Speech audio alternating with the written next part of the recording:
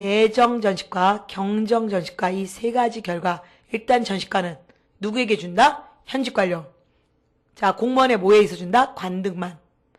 몇 등급으로? 18등급. 아시겠죠? 이게 전시과다. 자, 그래서 밑에 동그라미 3, 자, 밑에 3번에 동그라미 1번 이제 정리됐죠, 여러분. 전시과 얼른 보세요. 공무원이 자, 그들이 충성의 대가로, 자, 국가가 주는 건데, 자, 지금 전지와 시지, 즉, 자, 농사 짓는 토지에서 수주할 수 있는 권한과, 자, 산에서 나무를 베어갈 수 있는 권한, 시지를 준다. 자, 근데 18등급으로 현직 관리에게만 줬다. 자, 근데, 자, 중요한 거는 진짜 소유권을 주는 게 아니라 뭐를 준다? 수조권을 줬다는 말. 그걸 기억하시면 되죠.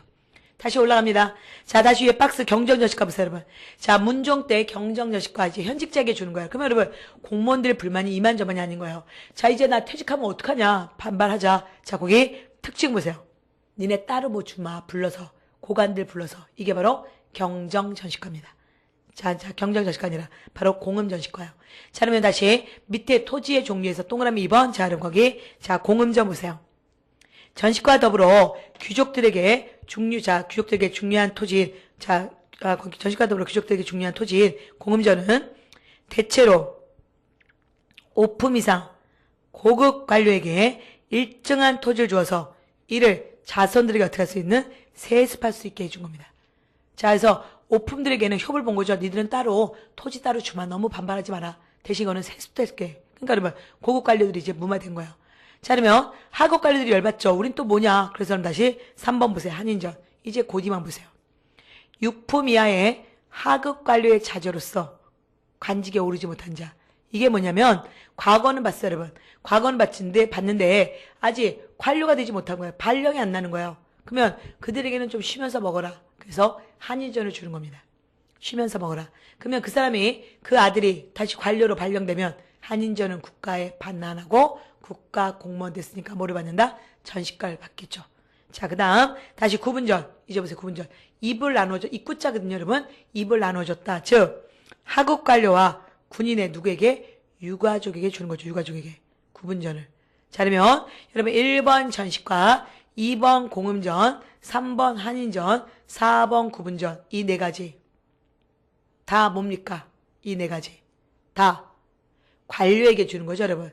그래서 전시과는 관료의 경제적 기반을 마련하기 위해서 여러분 지금 관료들에게 주는 거예요.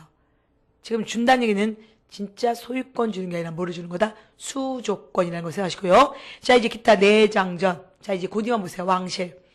왕실이 갖고 있는 토지인데 이건 어떻게 할 수 있다? 대대손손 세습. 그 다음 자, 사원전은 절. 자, 공회전은 관청. 중앙이나 지방의 관청. 그 다음 군인전. 자, 저번 시간에 고려의 중앙군 기억나시죠? 2군 6위. 바로 그 중앙군의, 자, 군인들에게 줬는데요. 자, 이들은, 자, 중앙군의, 자, 2군 6위는, 여러분, 자, 아버지가 이제 2군 6위면, 자, 아들은 무조건 아버지의 직업을 세습할 수 있잖아요. 그래서 이 토지 역시 세습할 수 있어요. 직업을 세습할 경우. 다시 외역전. 고려 때 지방간이 파견된, 자, 주현보다 지방간이 파견되지 않은 속현이 훨 많았다. 그래서 결국 실무는 누가 담당한다? 향리가. 그 향리들은 자, 국가가 월급을 줬어요. 그게 바로 외역전이고요. 이 역시 향리의 직업을 세습할 경우 이 토지도 그의 아들이 세습하는 거예요. 자, 그다음에 별사전은 여러분 자, 뭐 이렇게 강조하지 않습니다. 자, 이제 별도로 민전. 자, 전시과는 어쨌든 관료들의 경제적 기반이었다면 자, 이제 농민이 갖고 있는 토지가 있다. 이게 바로 민전이라는 거죠. 민전. 자, 조상제도로 내려오는 개 일반 백성의 사회주로서 자유로운 매매, 상속, 증여가 가능했습니다. 자, 전시과 더불어 고려의 토지도의 중요한 베이스였는데요. 자, 어쨌든 국가는 민전에서 세금을 걷어요. 그래서 이 민전에서 세금을 걷기 때문에 얼마를? 10분의 1을. 여기서 10분의 1을 걷어갑니다. 그래서 어쨌든 여기서 국가가 개인의 사유지에서 세금을 걷기 때문에 국가가 기본적으로 걷으니까 마치 공전처럼 취급한다. 그래서 공전원처럼 취급하고 10분의 1을. 잘 보세요, 여러분. 이럴 때, 자, 국가가 직접 공전에서, 자, 여러분, 걷어갈 때 무조건 10분의 1. 그러면 관료가 그 대가로 다시 대신, 국가 대신 걷어갈 때도 무조건 10분의 1. 아시겠습니까? 그래서 10분의 1만 걷어가야 된다. 자, 됐고요. 자, 그러면 이제 이 토지도가 언제 붕괴된다? 그럼 저번에, 자, 무신정변 얘기했었죠. 무신정변 때, 자, 최충원이, 자, 여러분, 앞에 있었던 기득권 측의 토지를 다 몰수해서 그가 차지했습니다. 농장 확대. 그래서 이제 더 이상의 관료들에게는 전시과를 줄 수 없게 돼요. 자, 이제 4번. 전시과의 붕괴 보세요. 그래서 세 번째 줄.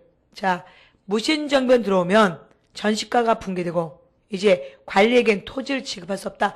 항상 토지를 지급한다는 얘기는 수조권을 준다는 거예요. 수조권을 지급할 수 없게 되자 일시적으로 관리의 생계를 유지하기 위해서 녹가전을 지급합니다. 자, 여기서 잠깐, 자, 보세요, 여러분. 고려의 공무원들은 국가의 충성의 대가로 월급을 받는데 그 월급이 두 가지가 있어요, 여러분.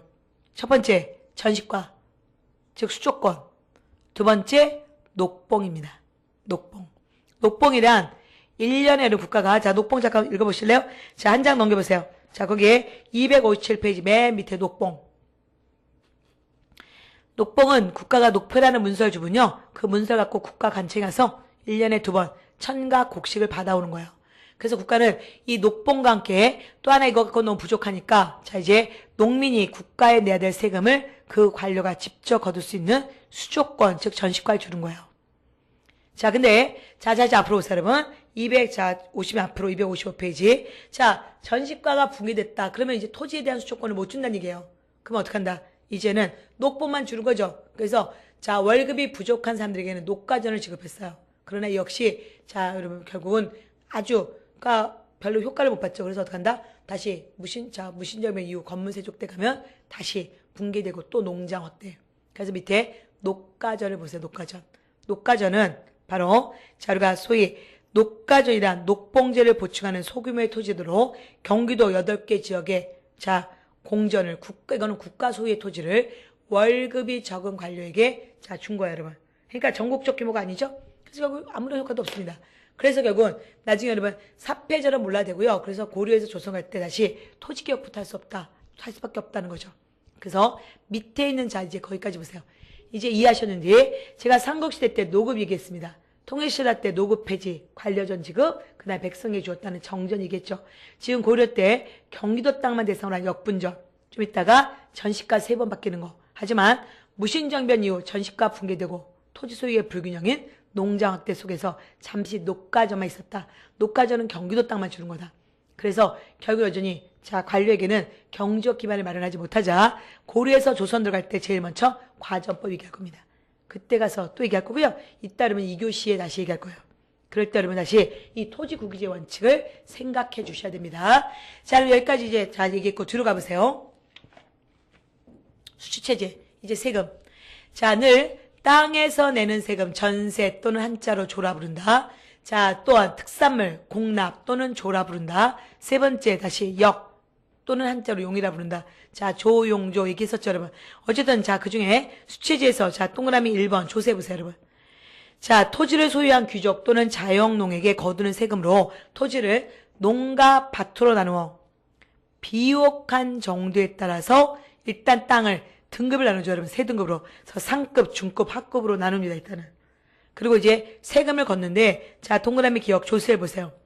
사유지 민전에서는 수확량의 무조건 얼마만? 아까 얘기했죠. 10분의 1만 걷습니다. 10분의 1만. 이게 수주하는 거죠. 자, 그 다음에 다시. 자, 지주전호제입니다, 이제. 자, 농민이, 자기 토지가 없는 농민이, 자, 이제 뭔가, 자, 토지를 빌렸어요. 그러면 방세 내야 된다 했었죠. 즉, 지땅세. 자, 그러면, 농민, 즉, 이때 소작농이 국가 소유의 토지, 공전을 경작하면 생산량의 얼마를? 4분의 1을. 자, 이제, 자, 개인 사유지, 즉, 사전을, 자, 경작하면 빌리면 생산량의 얼마를? 2분의 1을. 이거는 전세가 아니라 뭐다? 지대다. 전세와 지대를 꼭 구별해 주십시오. 그 다음에, 자, 이제 뭐 좋은 이런 거 읽어보시면 되고, 자, 공납, 특산물 내는 제도. 그래서 여러분 특산물 내는데, 거기 잡을까요? 천이나 포나, 자, 토사물을 현물로 납부하는 제도. 그래서 이제 볼까요? 자, 국가는 백성의 삶을 전혀 고려하지 않고, 자, 생산량을 고려하지 않고, 국가에서 필요한 연간 수요량을 예상해서 세액을 정합니다.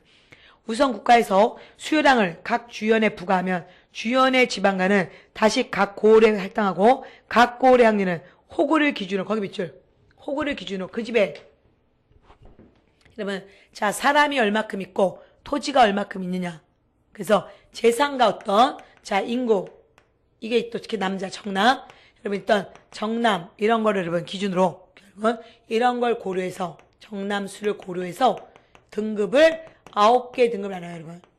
여러분 집에 호구는, 여러분 집 민호는 여러분 집에 있는 토지와 정남 16살에서 6세까지의 남자를 고려해서 자, 그 집의 등급을 9개로 등급을 나누고 어쨌든 특산물 걷는다. 그래서 그게 자, 호구 기준에다 밑줄 쳐주시고 요거 써놓으세요. 재산과 그 집의 정남의 수를 고려해서 호구의 등급을 9개 등급으로 나눈다. 자, 그 다음에 뭐 그냥 보시면 되는 거죠. 자, 여기까지 이게 됐습니다. 오른쪽 예제 여러분 가볍게 풀 수 있죠? 자, 얼른 풀어보세요.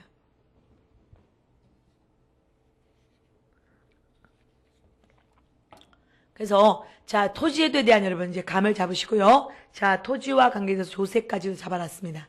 자, 그러면 자, 이제 고려의 마지막 주제 들어가겠습니다. 어디냐면 뒤로 가셔서 이제 문화파트 가보세요.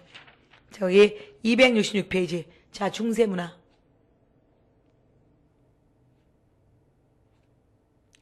자, 중세문화에서 그러면 제가 해드릴 것은 두 개요. 1번 유아, 그 다음에 3번 불교. 이 두 가지. 자, 최순호가 유교는 여러분 치국의 본이요, 불교는 수신의 본이다. 이런 얘기 했었죠. 그래서 여러분이 이 유교와 불교에 대한 감을 잘 잡으셔야 되는데, 사실 우리가 이미 기본 틀을 잡아놨어요. 자, 어디로 가시냐면, 여러분 다시 이도표 가보겠습니다. 자, 236페이지.